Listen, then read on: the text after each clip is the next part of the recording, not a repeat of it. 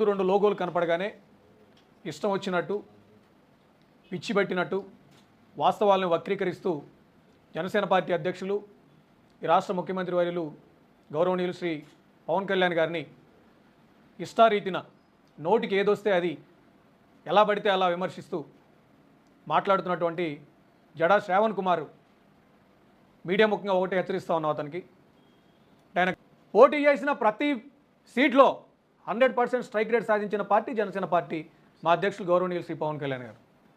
చూసుకోవద్దా ఎవరిని విమర్శిస్తున్నాం మనం? ఏం మాట్లాడుతున్నాం? ఎక్కడి నుంచి ముట్టింది ప్యాకేజీ అంటే ఆ కాంపౌండ్లోకి వెళ్ళగానే అలా మారిపోతారా పూర్తిగా? వైఎస్ఆర్ కాంగ్రెస్ పార్టీలో వారు అధికారంలో ఉన్నప్పుడు ఎంతమంది దళితుల మీద దాడులు జరగలేదు రాష్ట్రంలో? మాస్క్ అడిగినందుకు విన్నారా శ్రావణ్ కుమార్ గారు? మాస్క్ అడిగినందుకు సామాజిక వర్గానికి సంబంధించిన వ్యక్తి గౌరవప్రదమైన డాక్టర్ వృత్తిలో ఉంటే ఇంకా పిచ్చోడని ముద్రేసి చంపేస్తే ఎక్కడ పోయింది మీ న్యాయవాద పటిమ? ఆ రోజున మన గుంటూరులో నడి రోడ్డు మీద రమ్య అనే అమ్మాయిని చంపేస్తే వచ్చారు కదా ఆ రోజు తమరు అక్కడికి.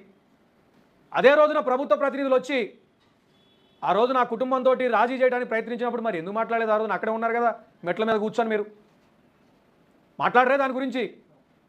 ఎన్ని దాడులు జరగలేదు? ఒక కుర్రవాడిని, వరప్రసాద్ అనే కుర్రవాడిని పోలీస్ స్టేషన్ సాక్షిగా శిరోమండనం చేస్తే గుర్తులేదా? ఇది ప్యాకేజ్ ముట్టగానే మర్చిపోయారా? సాక్షి మైక్ కనపడగానే మర్చిపోతున్నారా? ఇవన్నీ అన్యాయం కాదా?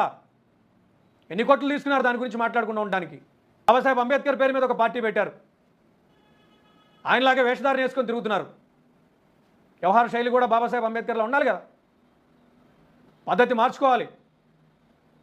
మీ ఇష్టం వచ్చినట్టు మాట్లాడితే కుదరదు.